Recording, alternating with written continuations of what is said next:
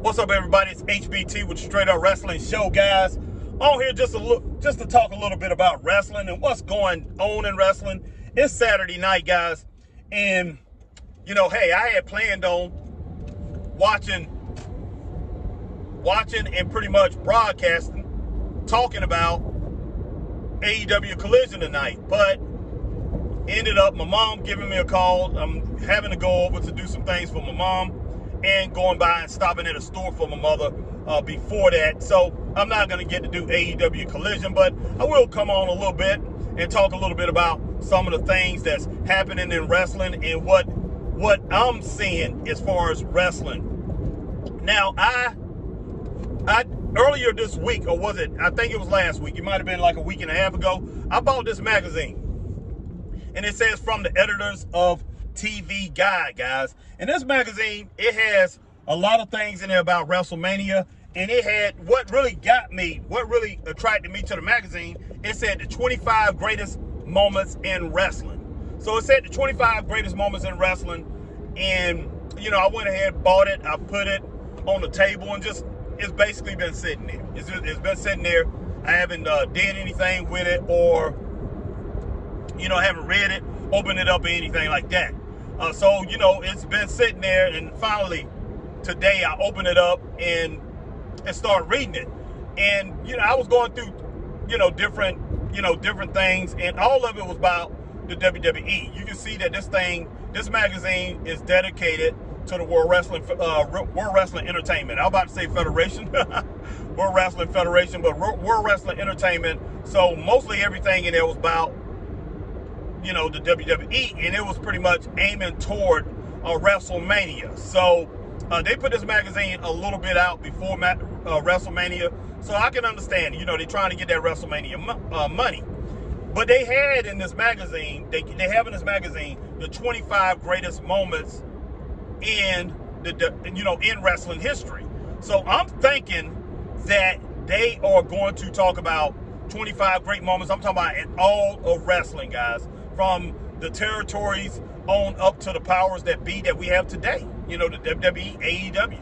I can't really say anything modern is part of that history of the great 25 greatest moments in wrestling. But I'm thinking, okay, that's what they are picking their number out of. That they're picking it out of everything, the history of wrestling, at least the last 50 years or so, man. But that wasn't the case. I get in there and I see everything was from the WWE standpoint. They picked out, and for the first like 7 or 8 pages that I read, it was all WWE WrestleMania stuff that they got their moments from. So all these moments was from the WWE's history. And, I'm just sitting there and I'm just like, wow. So, I read a good bit of that and then really pretty much skimmed through the rest of the pages. But it was all about WrestleMania, and it was all about, the WWE, and they talked about the numbers don't lie. They talked about all the money that the WWE is making, how many tickets they've been selling, how many people been watching them online, as far as the numbers of these certain superstars, how much numbers they getting online, how many times people are watching them. So they basically talked about that and, a few other things. So they threw a lot of statistics in there to show everybody that, hey, the WWE is making all this money. They got this big fan base, whatever. The WWE is going nowhere. But pretty much they were basically telling everybody, hey, the WWE is mainstream, which, no, it's not mainstream anymore. It's not as popular as it used to be. And I know they framing it like that, just like a lot of the superstars out here, or wrestlers, older wrestlers who have podcasts now, they are framing it that way too, because they can have something to talk about and pretty much get into the cool crowd, as they would like to say, or be in the crowd of these wrestling fans. So these wrestling fans can go over and listen to their podcast, man. I can understand. It's a point of selling.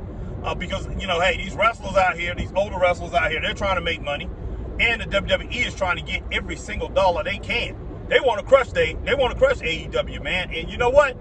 AEW AEW, I don't think AEW, as far as Tony Khan, I don't think he does a good job. A lot of times I don't like a lot of the things that he does, but one thing we don't need is the WWE taking this thing completely over.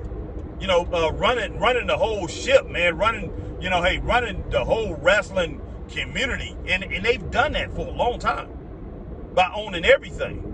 But wrestling was a lot more fun, man, when it was you had the territories or you had competition. And is AEW really competition for the WWE? I'm not gonna sit here and say they are. I'm not.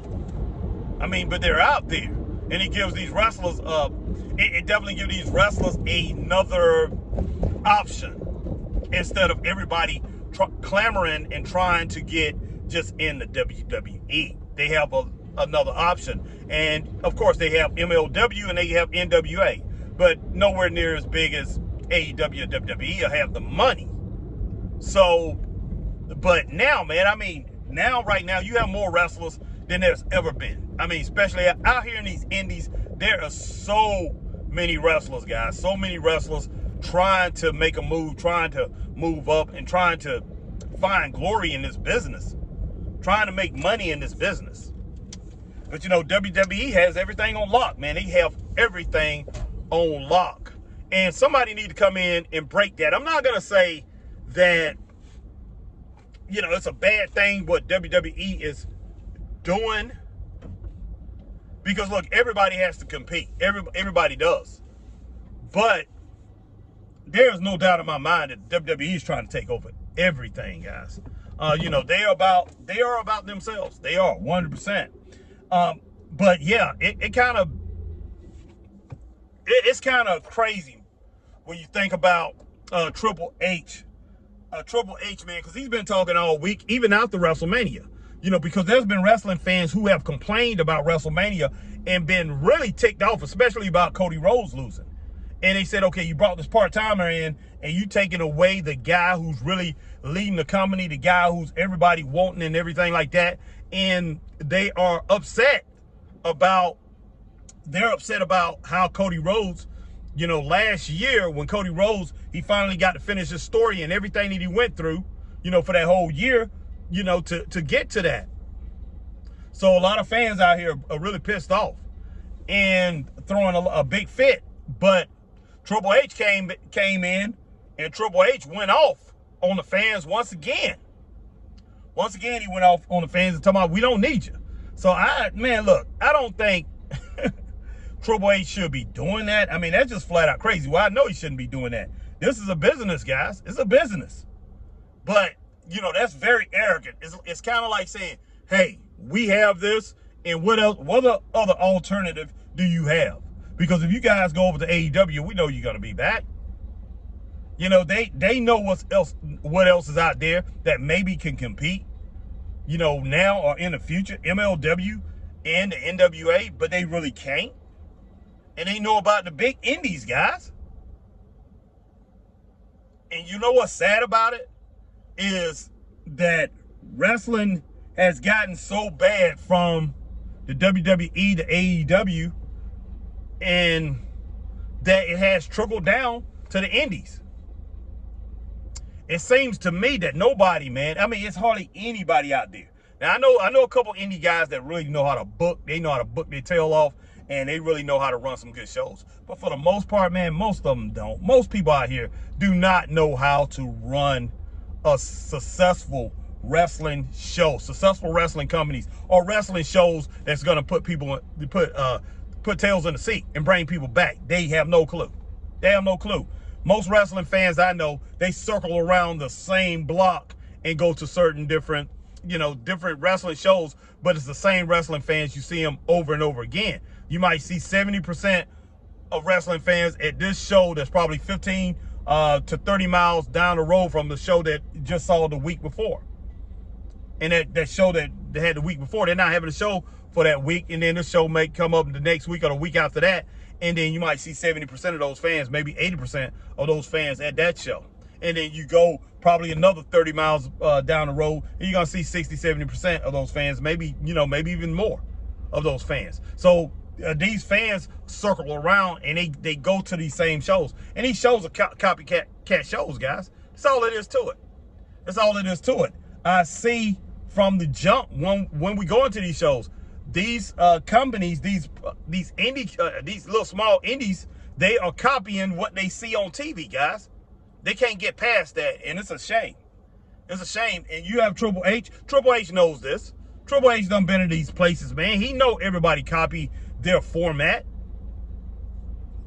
And so, hey, he feels he has a right to say this. He can talk any kind of way he wants because the true wrestling fans, the people that really want it, and he know there's more wrestling fans than just the ones who want to be out here and yeet. But, you know, hey, he knows that. So Triple H, he feels he has a right to say this. And what are you going to do? What are you going to do? You're going to come back because you have a hunger for wrestling and you're a true wrestling fan, and you're going to take what the WWE gives you. And man, they have a hold on the wrestling business. They have a hold on the wrestling public. And it's sad. And man, hopefully Tony Khan, if Tony Khan ever gets it right, hey, I'm rooting for him now, man. I'm definitely rooting for him. I hope he gets it right. I'm rooting for everybody over there in AEW. Because I mean, it's sad. I see Malachi Black you know, pretty much made his debut. Rusev made his debut. I did see Jade Cargill get jumped by Naomi. Man, that was flat out crazy. You know, hey, I saw John Cena and Randy Orton have their little tit for tat, man, their little powwow. I'll give that. I'll give that 2 stars. It was okay. But one thing I will say about Randy Savage, man, talking about Hollywood, he should go to Hollywood. Talking about somebody who can be a great action star, Randy Savage, guys. Not Randy Savage. Wow, Randy Orton, not Randy Savage. What in the world I'm talking about? Man, hey, got Savage on my mind, man. Hey, I just saw Randy Savage was watching some stuff on TikTok about Randy Savage. Maybe that's why it jumped in my mind. But not Randy Savage, but Randy Orton, man. He could be a great actor in Hollywood. I would love to see Randy Orton in Hollywood. But man, hey, I'm gonna let you guys go, and I'll talk to you guys a little bit later. Maybe I'll come on if I get back for a little bit of collision. But I don't know if I'm gonna do that or not. My wife, I am helping her out. Like a lot of you know, my wife did have knee surgery. She had knee replacement surgery, so I'm helping her a good bit. And I shouldn't even be out right now, but I'm going to help my mom, and I'm gonna get my tail back, and hopefully I'll be able to get on for just a little bit and talk to y'all. But talk to you later. Stay straight up. Peace.